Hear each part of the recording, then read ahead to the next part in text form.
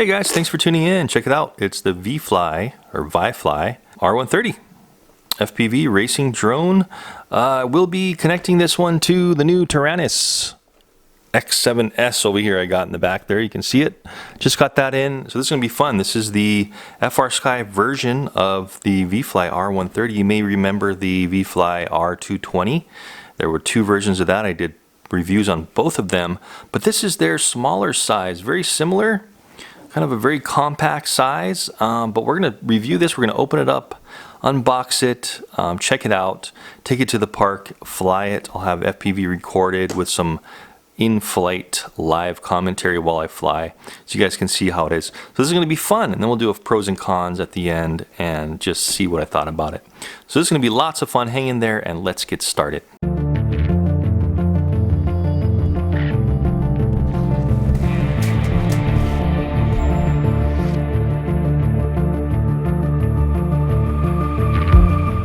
So opening the box here, we get, first of all, an instruction manual. Check out that in just a second. And a little baggie with some Velcro. And it looks like some feet, if you want to put them on, some screws, and an Allen wrench. And that's all that's in there, aside from, oh, there's another wrench here. So a little prop wrench tool, if you need to use one of those. And nothing else in the box. And here we go. So let me focus in on this guy. Let's get a good look at it. So here is our circular polarized antenna, just screwed right into the back of the VTX. Now this thing is supposed to do 25, 200, and 500 milliwatt FPV settings. And the cool thing about these guys is they tell you your voltage, and you can do pretty much everything from this little built-in LCD screen. So you got your voltage. This should also have a beeper on it, and you can change your channels and also the power of your VTX all from this one little LCD screen. We can see how we have the R130 branding on it and the VIFLY there. Same camera, it looks like, as their larger ones. They squeeze in this camera right into this tiny frame. We can see that we have the rotation. Wow, you can go past 90 degrees on this one. So very interesting. So you have quite a bit. You can't really go down too far. That's as far down as you can go, but feels like it's going to stay. It's coated in rubber, the camera, so it feels like it's going to stay pretty good wherever you put it. Here's our propellers. They are Dalprop 3045s all the way around. So we got these stubby propellers here. It should work pretty well. And tiny little motor caps. So these are right hand and reverse threaded motor caps for the direction of the motors.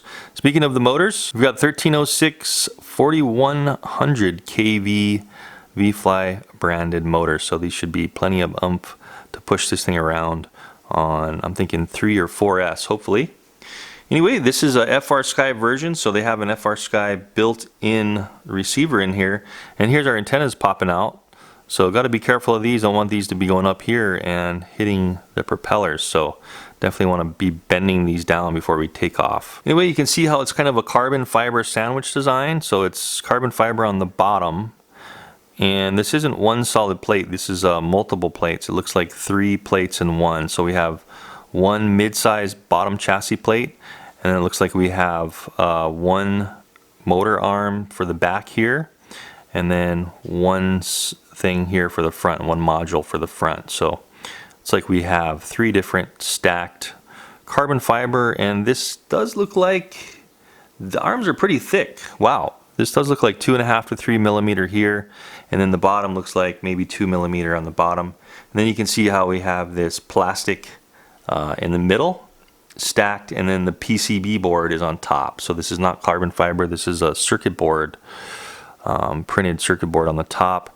And then we have another printed circuit board, which looks like the power distribution board on the top as well. And it looks to me like maybe all the ESCs are built into the top. I'm not really sure, but it does look like it's pretty integrated up there. This is metal.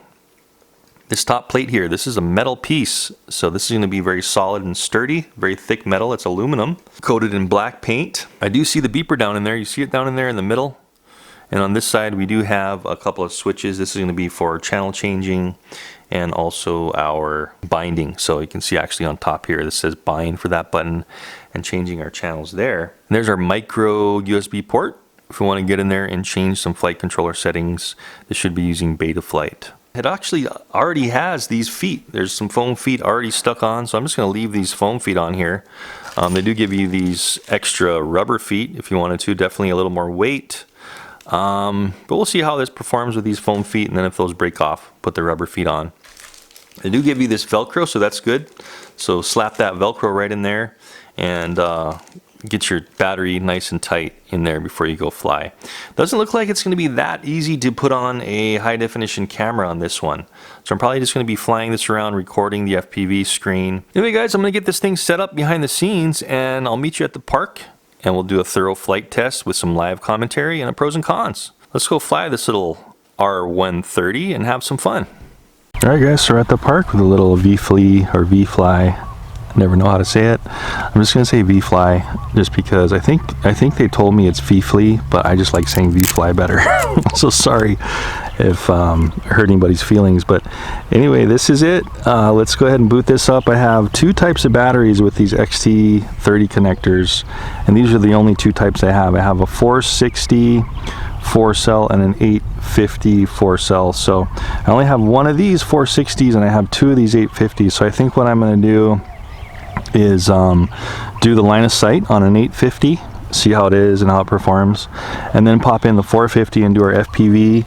Pop on the Amway goggles here, the Commanders, with a circular polarized patch and a pagoda antenna, and also I'm using the Taranis QX7S, of course, in this review for this, and we're going to see how it performs with this Taranis. The way I have these switches laid out is this one here is going to be my lost beeper switch, temporary switch. This one here is the arm switch, up and down, just the basic programming, the modes. And then this one here is going to be my mode switch. So we have attitude, self-leveling with no flips, then we have horizon with flips in the middle, and then we have air mode all the way down, which is basically like acro mode. So let's boot this sucker up.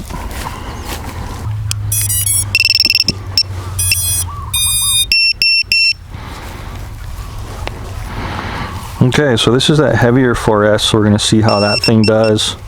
So it looks like this one is definitely, the motors are going to be spinning when you're armed, so they're going to be spinning slightly. So we'll start off in attitude mode. Launch it up.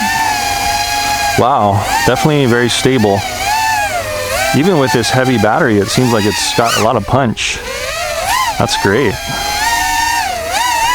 So it feels pretty docile with the controls. It looks like they put in a lot of expo in there to really smooth it out on the low throws, you know. So let's do a punch test, see how fast it goes from a hover. So just hovering and a full throttle now. Wow. Okay, so that's definitely got a lot of punch. It seemed like it just moved a little bit. The yaw moved a little bit when I was punching it full throttle, but not too bad. Let's try to see what our yaw is like. Whoa, that's a crazy amount of yaw. So maybe a little too much when it's, for me anyway, when it's full stick to one side. You can see that I can go slow, but when I really move the stick all the way, look how fast. That's just unnecessarily fast. So definitely change that if, you know, unless you're a really good flyer, or just do not go to that extent with your stick. Anyway, here's the extents of the full pitch forward in attitude mode. Looks like it hits a maximum of maybe about 45 degrees in the pitch and the roll. So you're not going to be able to make super hard turns with in attitude mode. Let's try a full stick forward and punch. So full stick forward and punch. Wow. Definitely quick though. Yeah. So I'd imagine it's going to be even faster in horizon and air mode. Speaking of that, let's switch into horizon mode. This button down to the middle. Okay, so it does feel quicker now in the rates, so that's good. Let's do a roll from a little high. Wow, that is a quick roll. Okay, so no problem doing low rolls and stuff. Let's do a low one. See how low you can be? Nice. So they got that down really perfect as far as what I'm concerned. Maybe even a little fast for a beginner and intermediate. See how fast that goes? That's way fast. Same amount of yaw, a little too fast and as far as I'm concerned, but that's okay. Let's try some multiple rolls. 1, 2, 3, 4. Wow, that was 4 rolls right at about 15 feet. That was pretty awesome. All right, so far so good, guys. This thing is screaming. I thought it was going to be way more sluggish on this 850 4S pack, but it's going. Okay, switching down to air mode. You can see we have no more self-leveling, so I've got to really, sorry about the dog barking, got to really be careful here, line of sight especially. Okay, seems about the same rate. Yeah, definitely the same rate, but man, this thing is peppy for sure. Let's try like a power on roll. Nice. That was actually a power on front flip, power on roll. Cool. It's doing good. Good so far. Whoa. Man, dogs barking constantly. Sorry about that. It's like the most irritating sound in the world aside from a drone. Anyway, I'm just gonna be flying line of sight until this thing dies. Let me go back into horizon. A little more safe for line of sight. Wow, so it gets pretty out of whack when you full yacht all the way. I'm not hearing any beeping yet either. This thing's doing great. There's a little beep. Let's see how it falls straight down.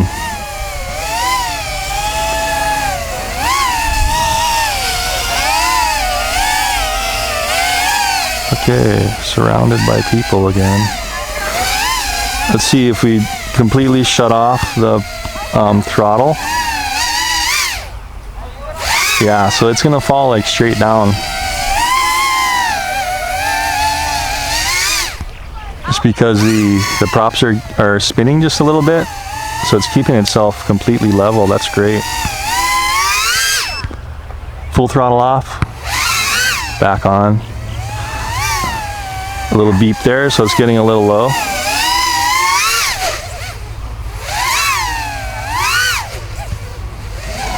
Cool. Yeah, so I can tell this thing's gonna rip around in FPV. Wow. Super fast. All right, well, no low level beeping yet unless I punch it really hard. So I'm gonna switch back into attitude and just hammer it.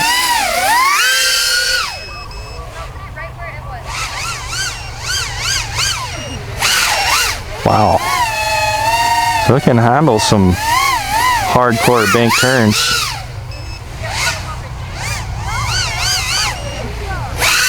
Ooh! There we go.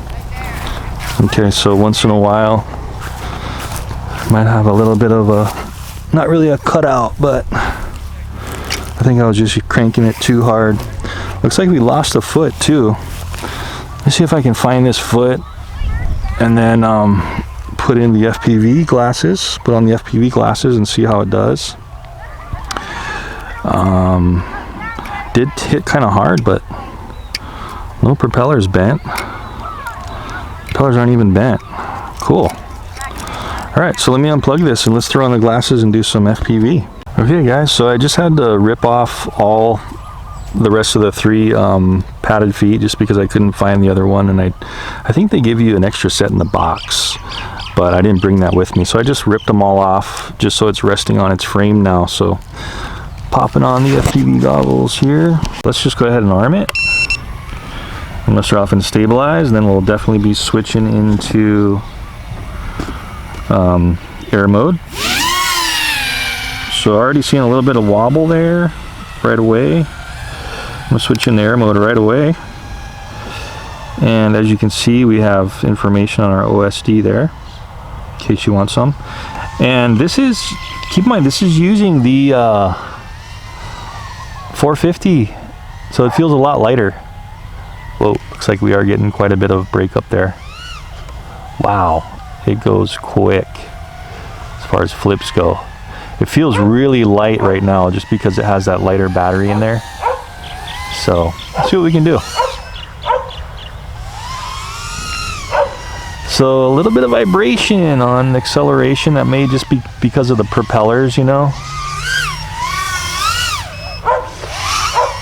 See that little bit of vibration too when we turn super hard. Whoa, that was like 4 or 5 flips there. So, you know, and keep in mind, guys, I'm not the best at FPV. I'm not a pro. I'm like a beginner to intermediate. And probably if I flew more and more and more, I would be a lot better. But it's because I do a lot of reviews on a lot of different crafts that I can never really concentrate fully on strictly racing FPV quads. But so this will give you a good indication, you know, of how it is going to be for, oh, that was pretty cool, an intermediate flyer on this guy. Don't want to hit any fences or anything, but you know, threading this little goalpost here, getting under some trees,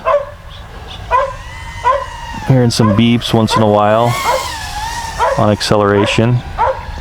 So you can definitely race with this if you're like a beginner to intermediate and you wanted to give it a try. Oh! Okay, there's a crash test, another one. So I lost my FPV, so something must have unplugged. So let's see what the damage is and wrap this review up. Yep, and it looks like that's why I had no FPV, is because the battery just flew out, which is fine. That's okay in a hard crash. Wow, and I also broke the corner wrapping off of that. So hopefully internally the battery's okay, but it does look like the casing cracked. I don't see any nicks deep down inside, so this battery should be okay. Just have to kind of monitor it. Let's see if we have any kind of issues with it here. Let's walk back to the chair and see what's happened here. So there's the first little issue. We have a bent down propeller. 2 of these props are bent on the right rear. All the other propellers seem fine. This one bent at all? Nope. So just the right rear. I hit that tree super hard, and maybe when it hit the ground after it tumbled. So minor, you know, you might get away with bending those back and flying. Might be a little bit more vibration, but yeah, they don't look like they're stressed out that much. So I just bent those suckers up and it should be able to fly again. But this thing's really fun for the beginner to intermediate.